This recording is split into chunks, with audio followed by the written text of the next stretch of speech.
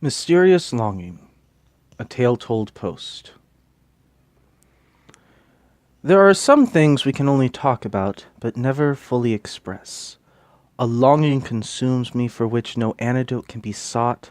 Like wandering in the fog, you always feel the next step will take you to that place, that somewhere hinted at, but you always come to a fence or a wall. You never quite reach the dream's end, its full consummation. Today it felt like a pressure in my chest, like unspoken sorrow paired with the feeling of Christmas Eve, the time when one can barely wait for the morrow. I always felt the strongest at autumn time, and though it's a painful pleasure, a sweet sigh, in its absence I long for that mysterious aching, as if I were dead without it. Is this a will-o'-the-wisp? A light leading me on to my death, a vainglory I should despise? Or is it what it claims to be?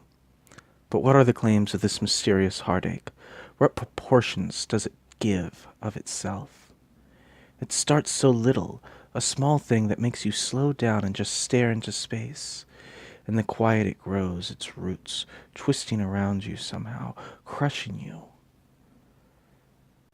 I hear the sound of rain, its pitter-patter accenting the groaning of my soul.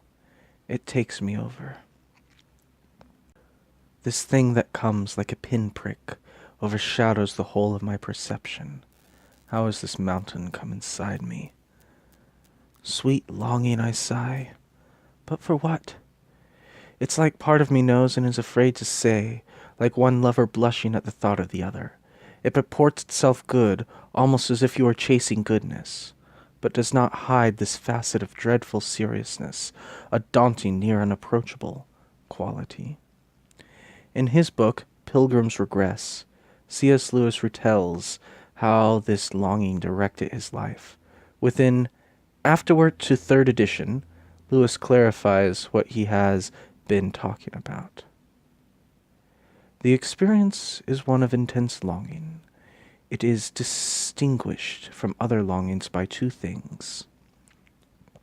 In the first place, though the sense of want is acute and even painful, yet the mere wanting is felt to be somehow a delight. Other desires are felt as pleasures only if satisfaction is expected in the near future. Hunger is pleasant only while we know, or believe, that we are soon going to eat. But this desire, even when there is no hope of possible satisfaction, continues to be prized and even to be preferred to anything else in the world by those who once felt it. This hunger is better than any other fullness, this poverty better than all other wealth. And thus it comes about that if the desire is long absent, it may itself be desired, and that new desiring becomes a new instance of the original desire, though the subject may not at once recognize the fact, and thus cries out for his lost youth of soul at the very moment in which he is being rejuvenated. This sounds complicated, but it is simple when we live it. Oh, to feel as I did then, we cry, not noticing that even while we say the words, the very feelings whose loss we lament is rising again in all its old bitter sweetness. For this sweet desire cuts across our ordinary distinctions between wanting and having. To have it is, by definition, a want. To want it, we find, is to have it. Somewhere, in writing all this down, I've answered the want.